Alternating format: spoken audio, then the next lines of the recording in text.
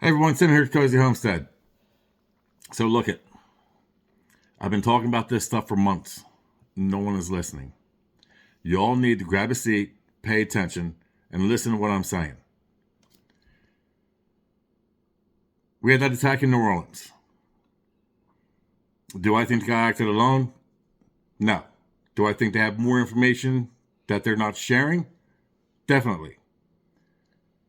Let's talk about Vegas. Information has come out. I'm going to link a video in the description or the first comment. I don't know. We'll see which one I decide. That was just released that discusses this in detail. And Mama Mina can tell you that I've actually discussed stuff with her about this over the last couple of days. And the information that's coming out is pretty much what I've been saying. The Cybertruck can be programmed to drive itself to a certain destination. Okay.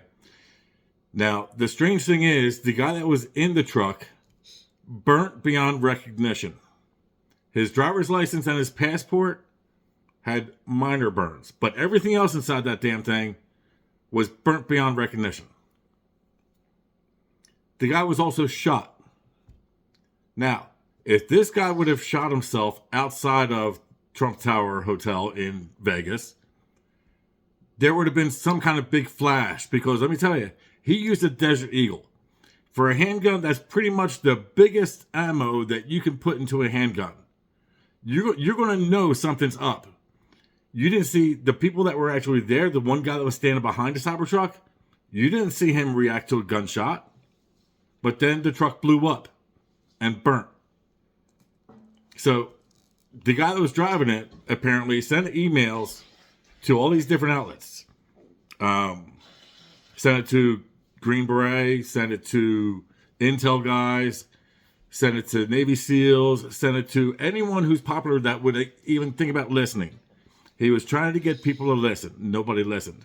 Now, when you work special forces, you know there's certain ways of doing things, certain emails that you use, or certain cell phones that you use, or certain sat phones. Okay, you don't just use the normal run-of-the-mill email and cell phone. So this guy's sending these emails out, and no one's listening. He sent them out on the 29th, told everybody that he's being followed by the feds, probably FBI or Homeland, and that he needs to do an interview with these people by the 31st. Because by the 1st, he's going to be gone. He's going to be out of the country. He was trying to go down to Mexico, supposedly. So this guy, they keep telling everybody he's dead. Now they're coming out saying that his DNA did not match his son's DNA. So they got DNA from the dead bodies, what they did, and it doesn't match. And they're saying that's why he did this. When in actuality, there's a couple different scenarios that could be going on here. One, he got caught and somebody's body was sacrificed for this purpose. Two, he sacrificed somebody and he is now in hiding. So this guy could still be alive.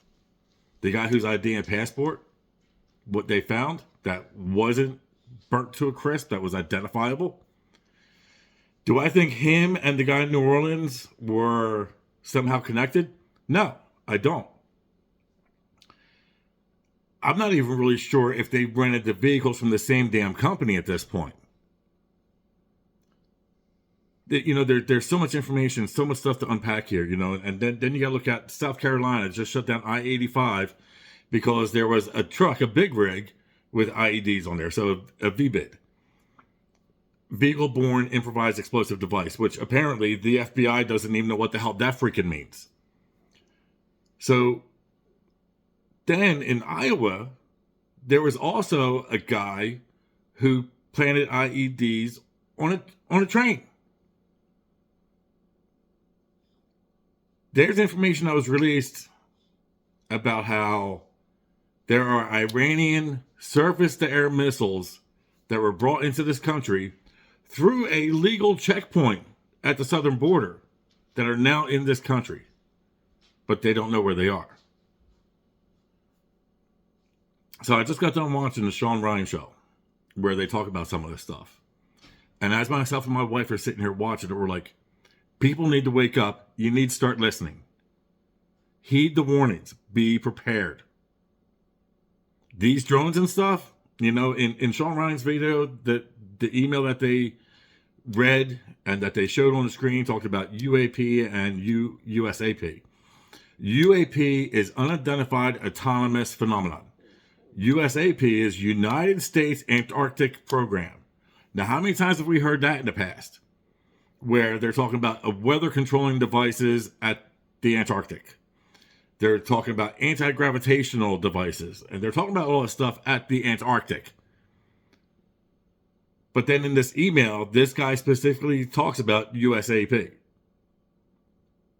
Do some research. You know, I'm going to put Sean Ryan's video in the first comment. You all watch that video. It's an hour long, but let me tell you, it's a lot of information.